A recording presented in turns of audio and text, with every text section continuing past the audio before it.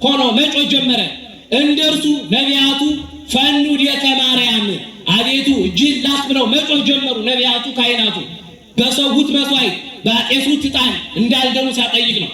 የእነዚህን ሁሉ ጸሎት ሰምቶ ውርዙ ነጌ የተባለ የእሱን ባህሪ አድርጎ ያኛው ኩምቢውን ከጉንዱ አስገብቶ አፈፍ አድርጎ እንደሚያስነሳው እነሆ የአዳምን ባህሪ ይዞ ኢየሱስ ክርስቶስ አስነሳው። ሞቱን በሱ ሞት ቀየረለት፣ አዳነው። ምን አደረገው? አዳነው። ስለዚህ ንጹሕ ባህሪ ኢየሱስ ክርስቶስ ወደዚህ ምድር መጣ። ማን ነው የሚያድነው? እግዚአብሔር ነው። ኢየሱስ ክርስቶስ ቃል ነው የሚያድነው። የእሱን ባህሪ አድርጎ በጠባብ ደረት በአጭር ቁመት ተወስኖ ወደዚህ ምድር መጣ። ስለዚህ እነሆ መዳናችን የተፈጸመው በማን ነው? ጮክ በሉ እንጂ። በኢየሱስ ክርስቶስ መዳናችን በእግዚአብሔር ተፈጽሟል። ስለዚህ እነሆ በዚህ ውስጥ ግን ምን አይነት ጸጋ አለ? 4 ስጦታዎች አሉ።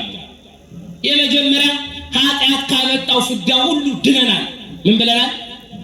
ያ ጻይረኝነቱን ቁራኝነቱን በመውደቁ ምክንያት ያ የበደለውን ያ ዲያብሎስ እየመጣ እሱም ራዩን ጽዱም ገጹን የሚያሳየው ከዚያ ድነናል።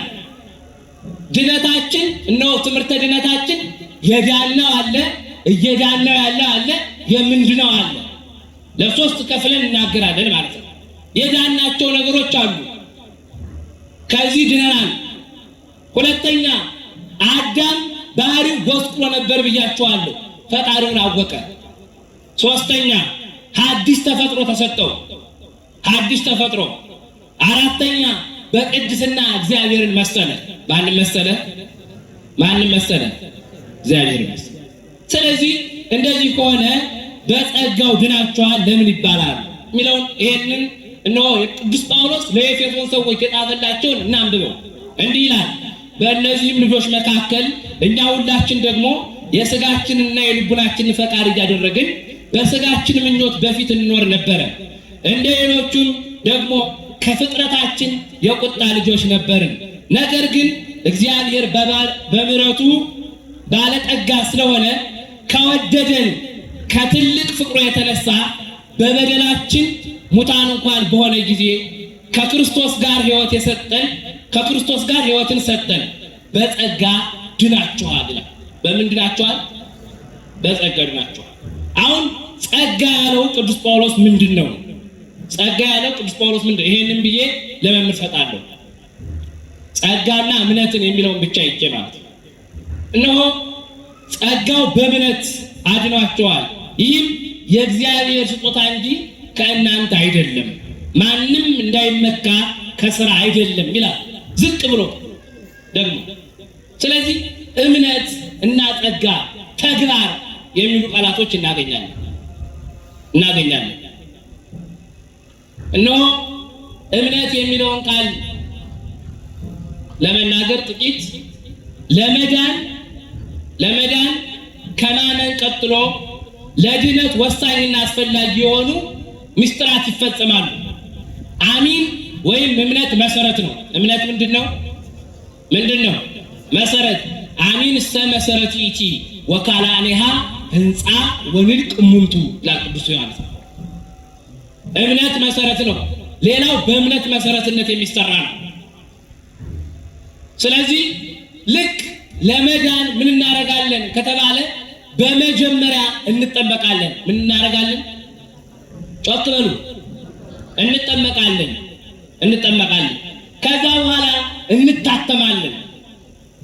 ከዚያ በኋላ ስጋውን እንበላለን፣ ደሙን እንጠጣለን። ከዚህ በኋላ ለዘላለም ከሱ ጋር አብሮ ለመኖር እነሆ በንስሐ እየታደስን በቤቱ እንመላለሳለን። ይህ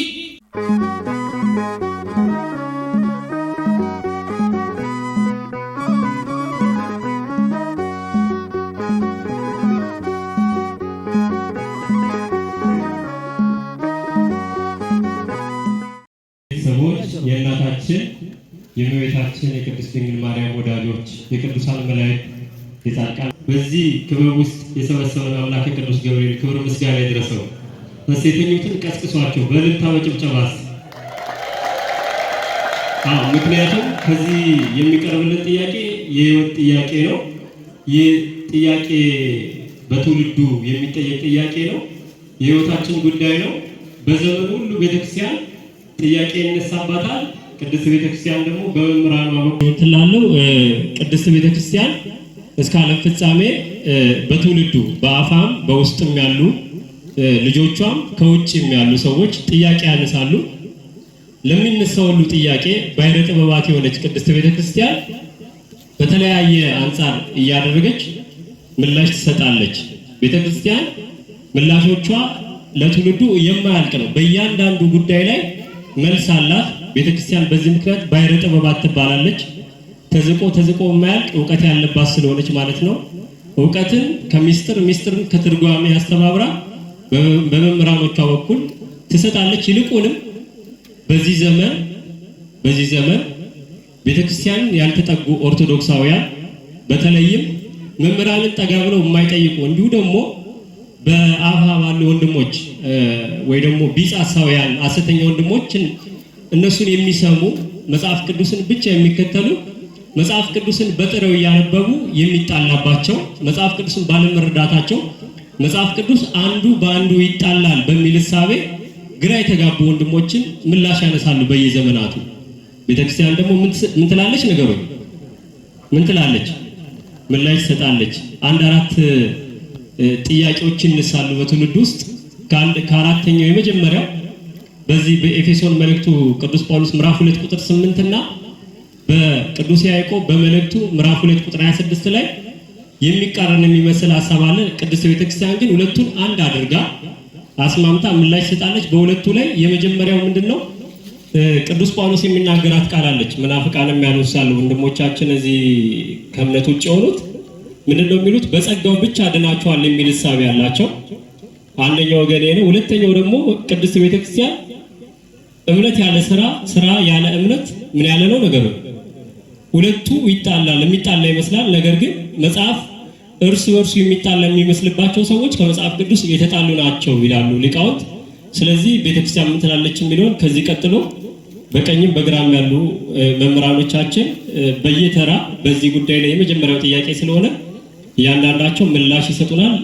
ቅድሚያ እንግዲህ ወደ መምህራችን መምህር መጋቢ ሐዲስ ነብዩ ኤልያስ ወስዳቸዋለሁ። እሳቸው የሚሉትን እንሰማና ከዚያም በኋላ ደግሞ ወንድማችን መምህራችን የሚለን እንሰማለን።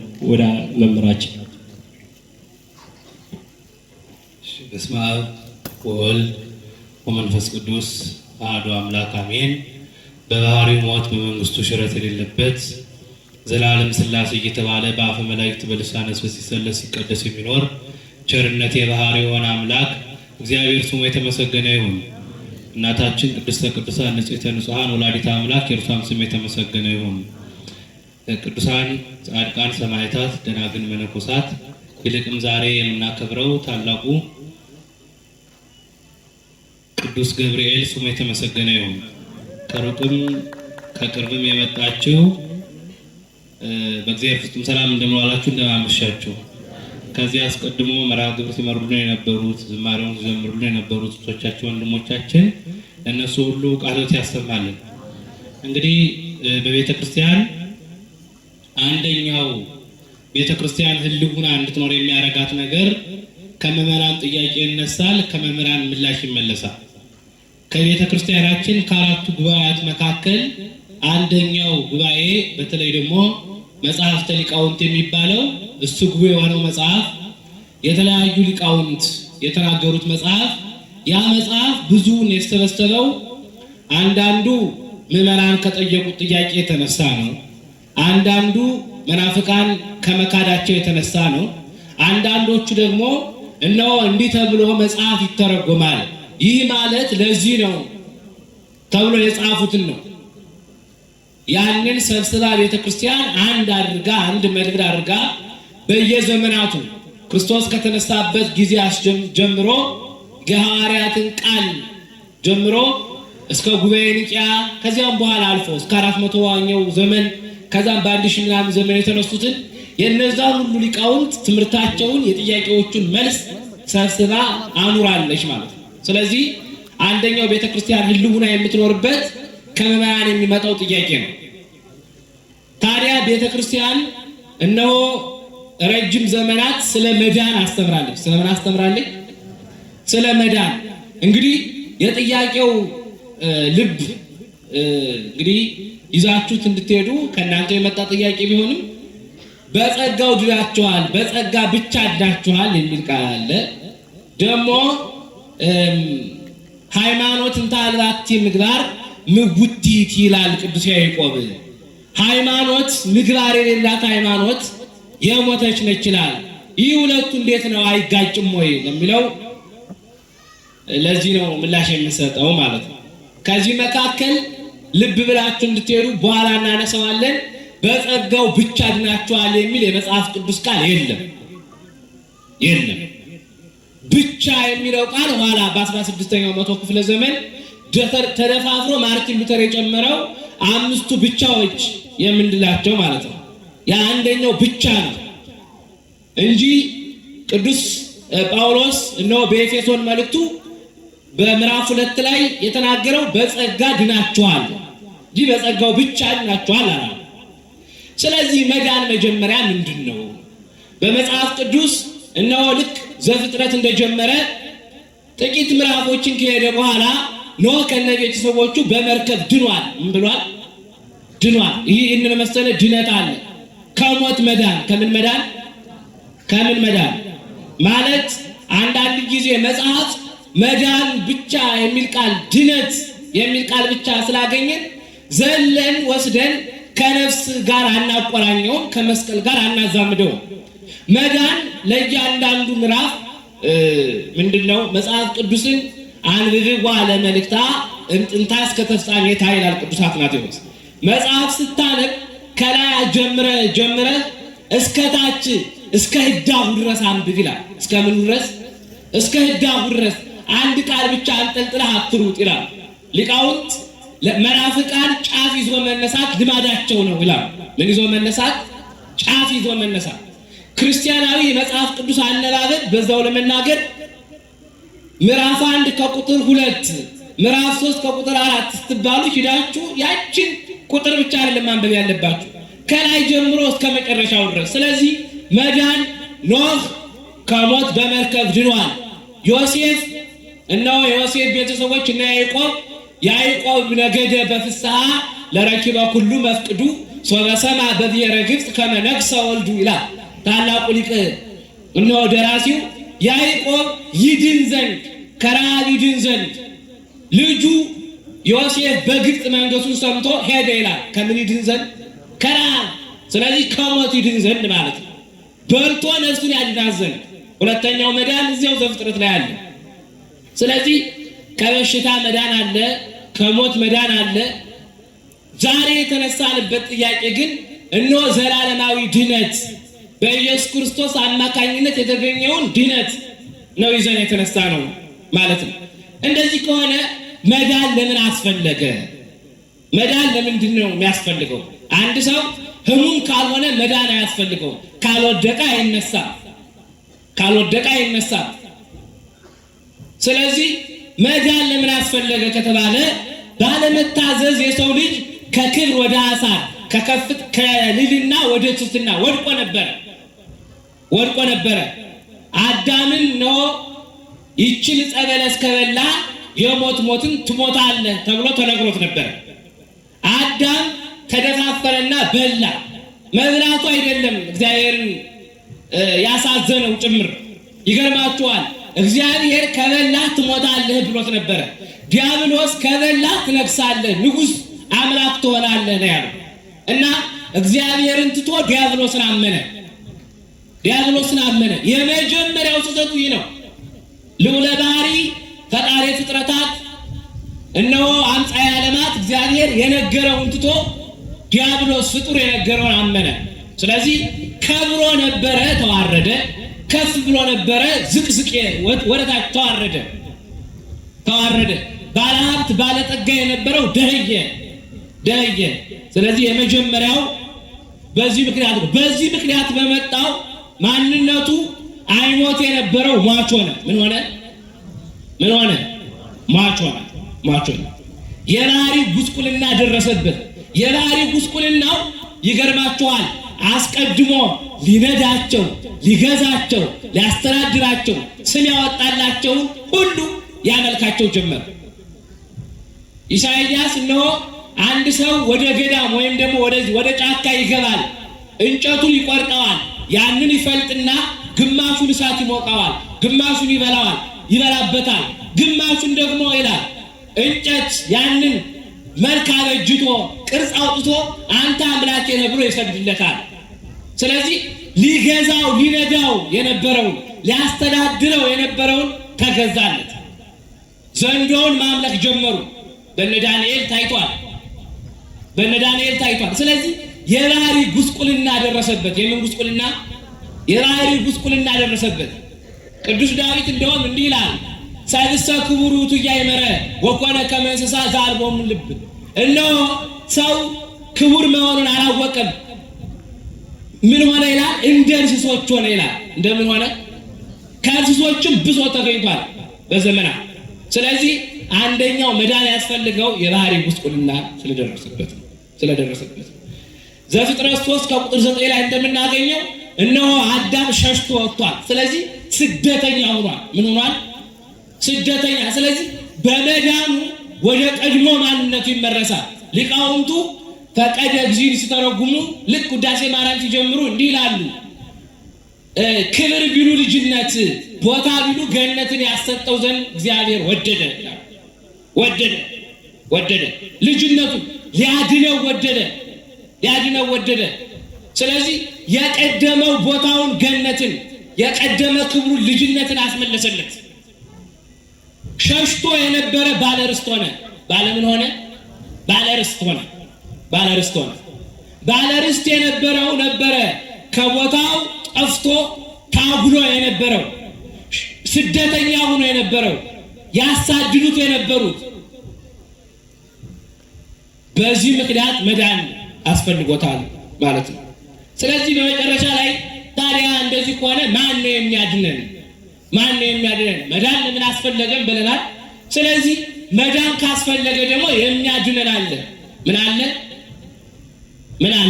እንግዲህ ስለ መዳን ቢያንስ የመጣችሁ ሰዎች ተምራችሁ እንድትሄዱ ነው እንጂ በጸጋው ድነናል፣ በተግባር ድነናል፣ ይሄ ማለት እንዲህ ነው ብሎ መልሶ መሄድ ይቻላል። ቀላል ግን ከመጣን አይቀር ስለ መዳን ተናግረን እኛም ያቅማችን ወርውረን እናንተም ያቅማችሁን ሰምታችሁ ትሄዳላችሁ ማለት ነው።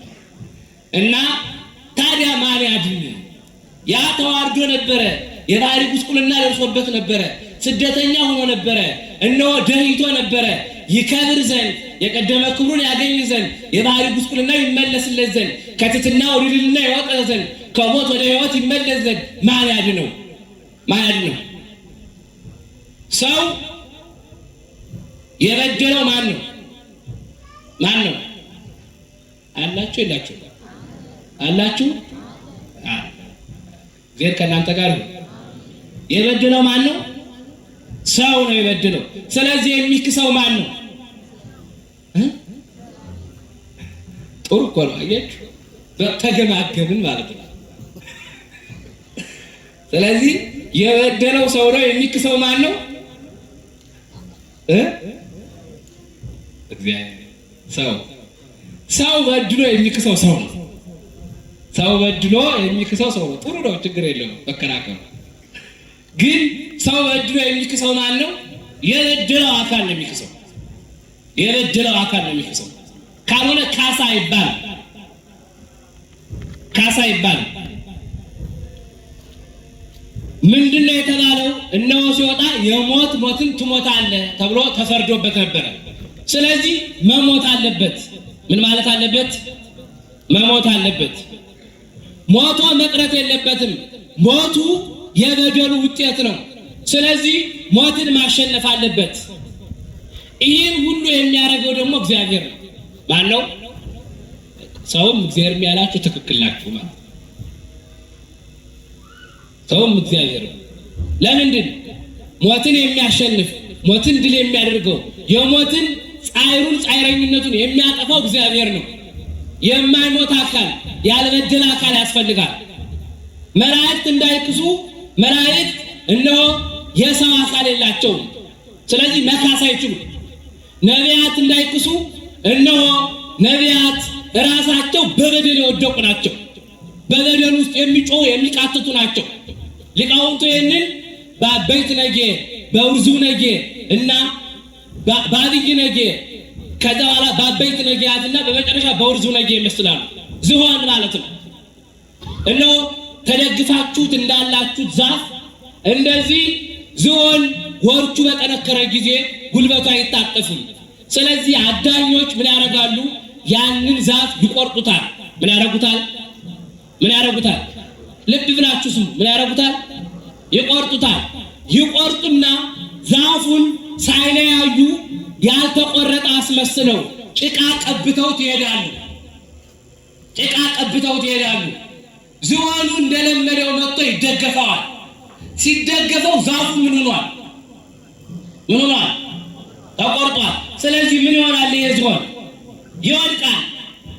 ወርቹ የጠነከረ ነው፣ መነሳት አይችልም። ስለዚህ ተኝቶ ይጮሃል። ምን ይላል?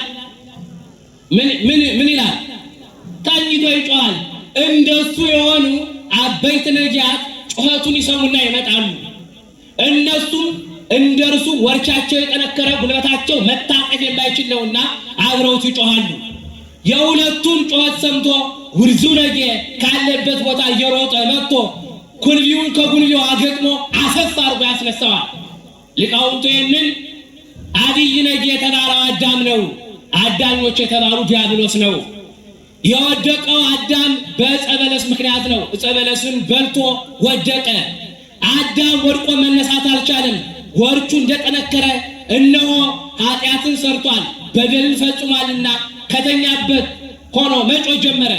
እንደርሱ ነቢያቱ ፈኑ ዲከ ማርያም፣ አቤቱ እጅህን ላክ ብለው መጮህ ጀመሩ። ነቢያቱ ካህናቱ በሰውት መስዋዕት ባጤሱት ዕጣን እንዳልደሙ ሲያጠይቅ ነው።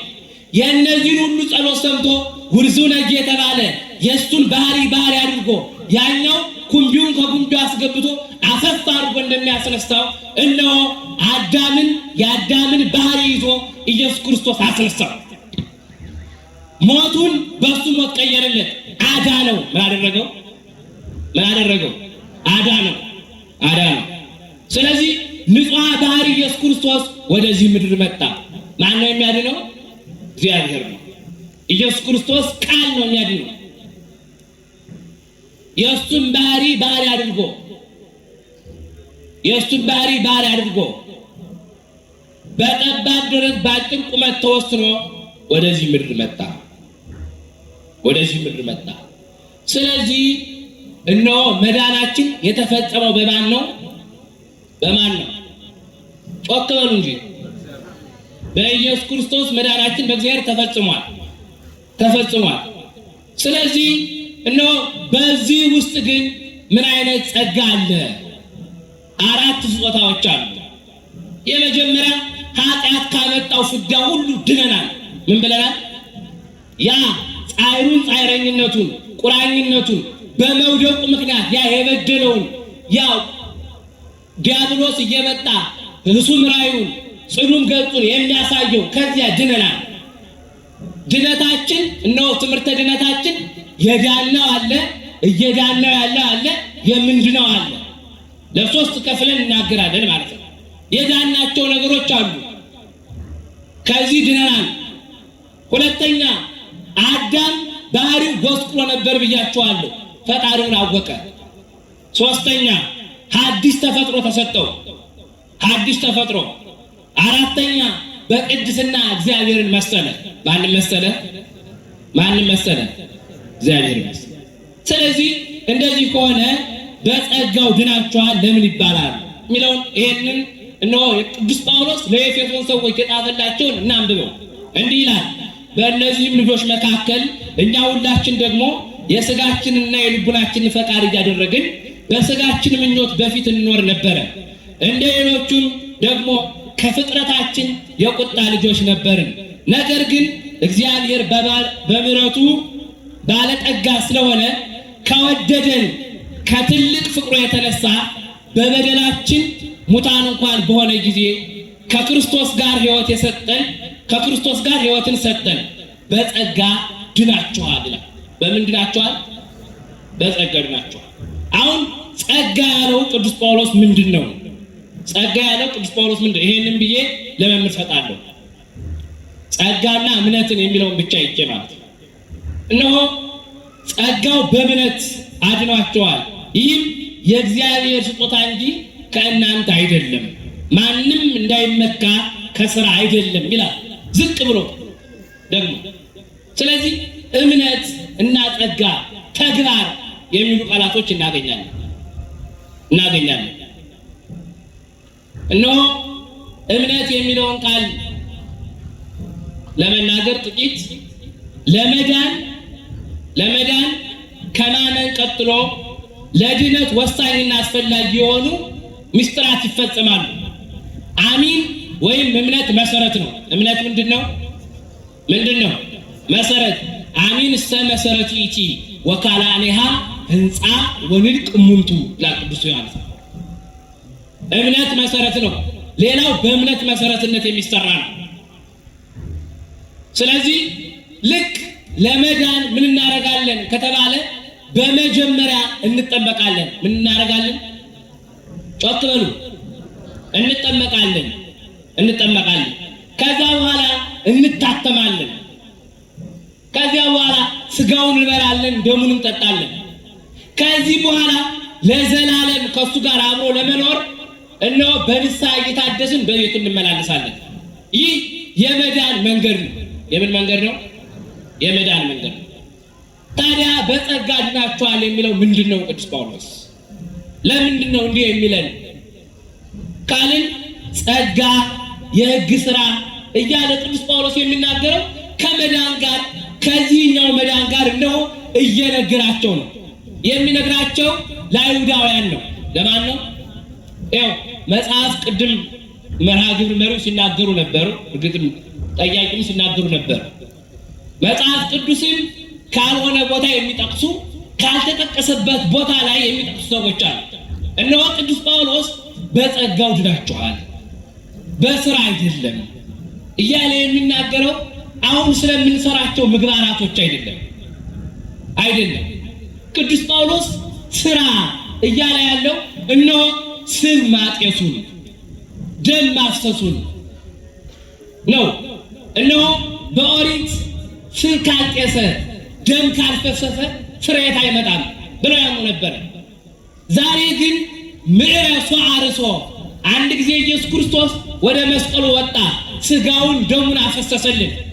ስለዚህ ድነታችን በዚህ መሰረትነት ይኖራል ማለት ነው። ለዚህ ነው ሊቁ እንዲህ ይላል በዚህ በመልክዓ ቁርባን ላይ ንሰዋዕከ ለዕለቱ ወነጠባሃከ ዝየ ወበደምከ ነሐጽብ ጌጋዬ ይላል። ጌታ ሆይ ዕለት ዕለት በመቅደሱ ሰዋሃለን፣ በደም ፈሳሽነት ኃጢአታችንን እናጥባለን። ቅዱስ ጳውሎስም ይናገራል። እነሆ በደሙ ፈሳሽነት ምንድን ነው የሚለው አላችሁ ግን ወይስ ነው ዝም ብዬ ነው የምለፈልፈው? ስለዚህ በደሙ ፈሳሽነት ኃጢአታችን አንስቶታል። ስራ እያለ የሚጠቅሰው ይሄንን ስም ማጤሱን ደም ማፍሰሱን በዚያ በደብተራ ኦሪት የሚደረጉትን ነው። እነሆ አይሁዳውያን ኦሪት እነሆ ወንጌል ካለ ኦሪት ጥምቀት ካለ ግዝረት ባዶ ነች ይሉ ነበር። ባዶ ነች። ይህ አይደለም። አንዱን ከአንዱ ዲቃላ ሕግ አታርጉ። ወንጌል እነሆ የመዳን ሕግ ነች። እሱ በጸጋው ነው ያዳነን ማለት በጸጋ ድናችኋል ማለት እናንተ ወጥታችሁ ወርዳችሁ ደም አፍሳችሁ ስላጭሳችሁ አይደለም። እሱ በመስቀል ላይ ራሱን ሰውቶ ደሙን አፍስቶ ስጋውን ቆርሶ ነው ሲለን እንጂ በእምነት ብቻ አምነን ብቻ መዳን ቢሆን ኖሮ ይሄን ብዬ ጠቀልላለሁ። ክርስቶስ በመጣ ጊዜ የምግባራትን ጥያቄ አይጠይቅም ነበር። እነሆ በዳግም ምጽአት ጊዜ የሚጠየቀው አምነሃል ወይ አይደለም። አምነሃል ወይ አይደለም። ጥያቄው ብር አላበልተኸኛል ወይ፣ ብጠማ ጠጥተኸኛል ወይ፣ ብታረዝ አልብሰኸኛል ወይ? ይህ ጥያቄ የእምነት ጥያቄ ነው? የስራ ጥያቄ ነው?